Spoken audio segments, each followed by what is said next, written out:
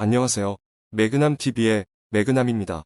수익형 블로그인 티스토리에 관해서는 이미 유튜브와 블로그 등에 많은 정보들이 있습니다. 여기서 다룰 내용은 제가 직접 블로그를 해보고 지금도 하고 있는 과정에서 얻은 생생한 노하우와 실제적인 경험입니다. 이를 공유함으로써 처음 시작하는 분들에게 도움을 드리고자 합니다.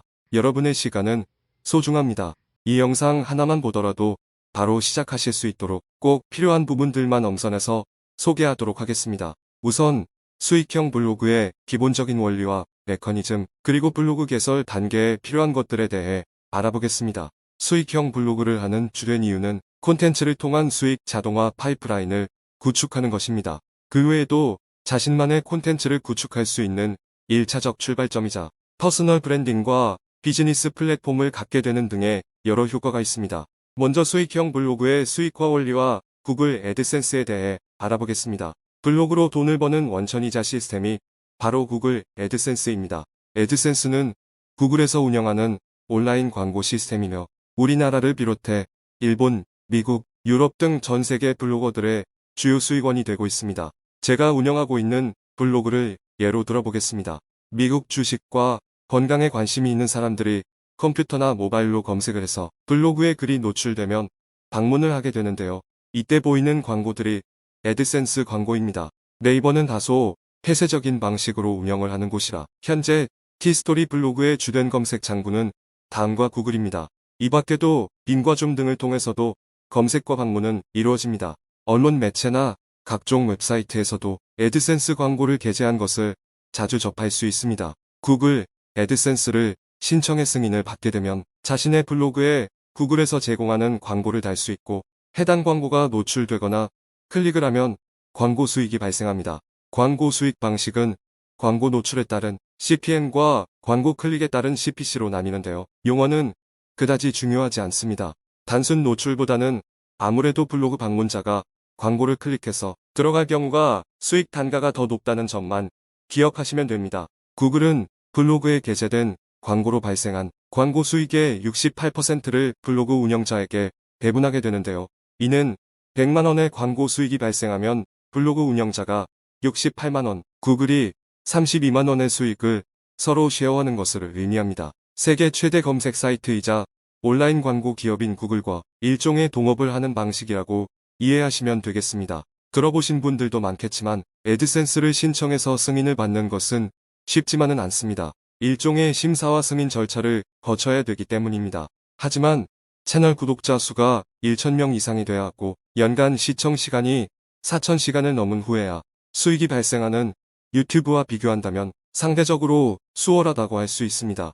블로그에 애드센스 광고를 붙일 수 있는 자격이나 조건에 대한 가이드라인은 정해진 것은 없지만 기본적으론 최소 약 20개 이상의 내실 있는 글, 포스팅이 필요합니다. 때론 10개 정도의 포스팅만으로 승인을 받았다는 분들도 계신데요. 어차피 승인이 목적이 아닌 이후 계속해서 콘텐츠를 만들어 나가야 수익도 창출되는 것이니 몇 개의 포스팅으로 승인을 받았냐는 중요하지 않습니다. 그럼 티스토리 개설 시 초기 세팅 단계에서 필요한 사항들에 대해 체크해 보도록 하겠습니다.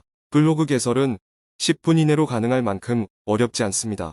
티스토리 블로그는 카카오 계정을 통해 개설할 수 있는데요. 하나의 계정으로 5개까지 추가 블로그 개설이 가능합니다. 저 같은 경우는 현재 3개의 티스토리 블로그를 운영하고 있는데요. 초기 세팅 시 유의사항과 꼭 하셔야 될 기본 세팅에 관해 알려드리겠습니다. 우선 티스토리 블로그를 개설하려면 카카오 계정이 필요한데요. 기존 다음이나 카카오 계정으로 시작하기보다 갖고 계신 구글 계정이다 새롭게 구글 계정을 만드셔서 하는 것을 권장드립니다. 크롬 브라우저와 구글 계정을 사용하면 블로그 작업을 비롯해 여러모로 편리하기 때문입니다. 먼저 블로그 설정에서 블로그 이름과 닉네임, 블로그 설명, 블로그 주소 등을 개설하는 블로그 성격에 맞게 입력해줍니다. 블로그 주소 외에 나머지 설정은 이후 수정할 수도 있습니다. 여기서 중요한 것은 포스트 주소를 반드시 문자로 설정하는 것입니다. 이는 검색 시 포스팅한 글의 제목이 일종의 키워드 역할을 해서 검색과 유입을 용이하게 하는 효과가 있습니다. 그 아래로는 기타 설정이 있습니다. 기타 설정은 RSS는 전체 공개로 설정하며 공개할 RSS를 50개로 갱신합니다. 표시 시간은 아시아 서울을 기준으로 설정합니다. 다음은 블로그의 로고, 그리고 아이콘과 파비콘을 만들어주세요. 우선 무료로 로고를 만들 수 있는 쇼피파이 로고 메이커에 들어갑니다. 본 영상에서 언급된 링크들은 모두 아래 더보기란에 남겨놓을 테니 영상 시청 후 활용하시면 되겠습니다. 로고 메이커에서 Get Started를 클릭해 사용 분야와 디자인을 선택합니다. 사용 분야는 큰 차이가 없으므로 적당한 것을 선택해 주시면 되겠고요. 디자인 스타일은 3개까지 선택이 가능합니다. 다음 블로그 이름과 닉네임 등 입력하고 싶은 문구를 입력하면 여러 시안들이 생성됩니다. 이 중에서 마음에 드는 걸 선택할 수 있고 수정 편집도 가능합니다. 다음은 파비콘 제너레이터에 접속해 아이콘과 파비콘을 만듭니다. 이미지 파일 선택을 누르고 제작했던 로고를 첨부한 뒤 우측에 크리에이터 파비콘을 클릭하면 다양한 사이즈의 아이콘과 파비콘을 생성해줍니다. 이 중에서 영문으로 파비콘이라 적혀있는 파일이 파비콘입니다. 다음은 티스토리 블로그 설정에서 중요한 부분들의 세팅에 대해 소개하겠습니다. 먼저 좌측 메뉴 중 맨 위의 콘텐츠에서 설정을 클릭합니다. 글쓰기 시 기본으로 제공할 글 상태는 공개로 설정합니다. 단위 앞뒤에 공백을 사용하지 않습니다. 저작물, 사용허가를 표시합니다. 상업용 이용을 비허용합니다. 콘텐츠, 변경을 비허용합니다. 이것들은 기본적으로 저작권 보호를 위한 것이며 내 블로그 글을 도용하는 것을 허용하지 않는 것입니다. 그런 뒤 우측 하단의 변경사항, 저장하기를 클릭해주세요. 설정을 변경한 후에는 항상 변경사항, 저장하기를 클릭해 주셔야 변경이 됩니다. 다음 콘텐츠 밑으로 댓글 방명록이 있습니다. 여기 설정을 들어간 뒤 댓글 작성은 로그인 한 사용자만 가능합니다. 댓글은 승인 후 표시합니다. 방명록 작성을 비허용합니다. 방명록은 한 화면에 10개 표시합니다. 어차피 방명록은 사용하지 않을 것이기 때문에 방명록 표시 숫자는 1개를 하든 10개를 하든 상관없습니다. 그런 뒤 역시 오른쪽 하단의 변경사항, 저장하기를 눌러주세요. 통계는 이후 블로그 방문 통계와 유입 경로를 알 수 있는 곳이니 패스하고 그 밑에 수익으로 들어가 구글 애드센스 연동하기를 설정해주세요. 연동하기를 클릭하면 이처럼 상세 보기로 바뀌게 됩니다. 다음은 꾸미기에서 스킨 변경으로 들어갑니다.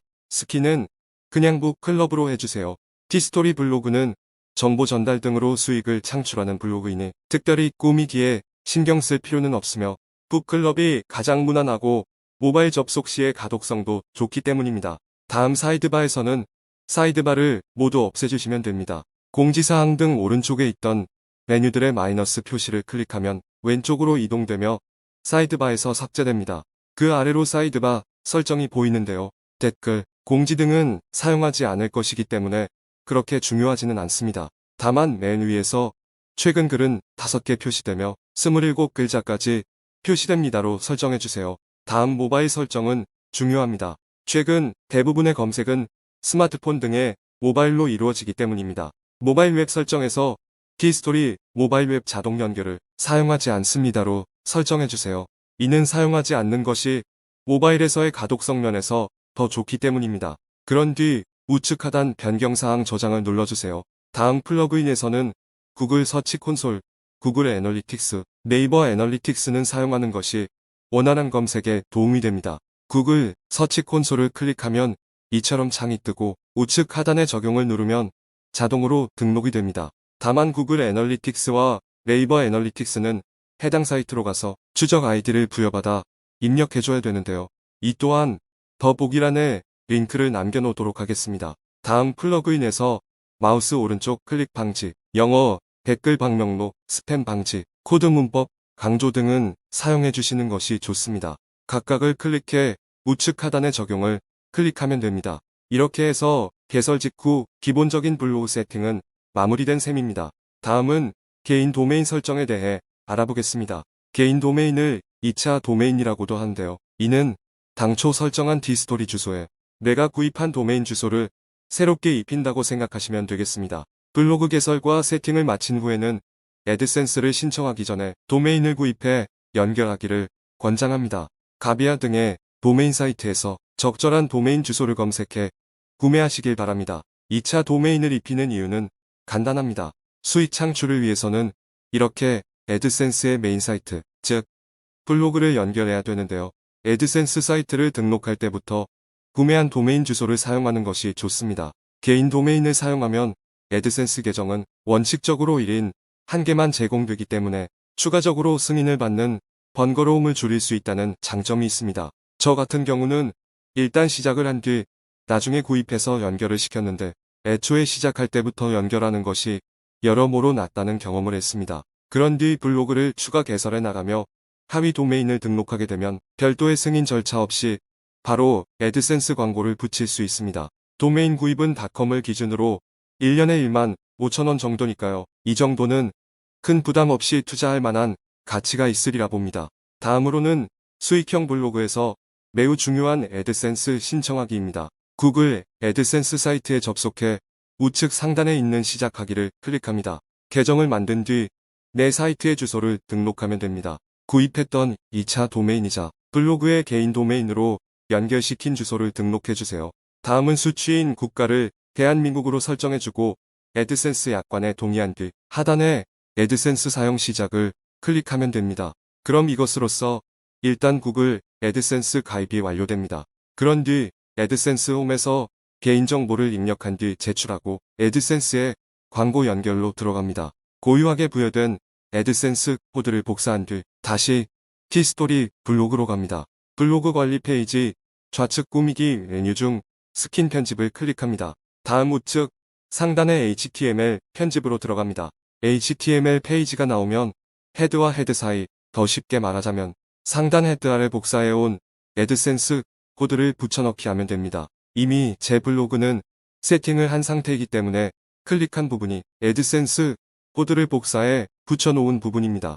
다음 다시 애드센스로 가서 코드를 삽입했습니다에 체크를 하고 다음을 누릅니다. 그럼 애드센스 신청이 완료된 것이고 사이트 검토 필요 문구가 보입니다. 애드센스 홈에서 사이트의 광고 게재 가능 여부 검토 중이란 문구가 보이면 애드센스 신청이 무사히 됐다는 겁니다.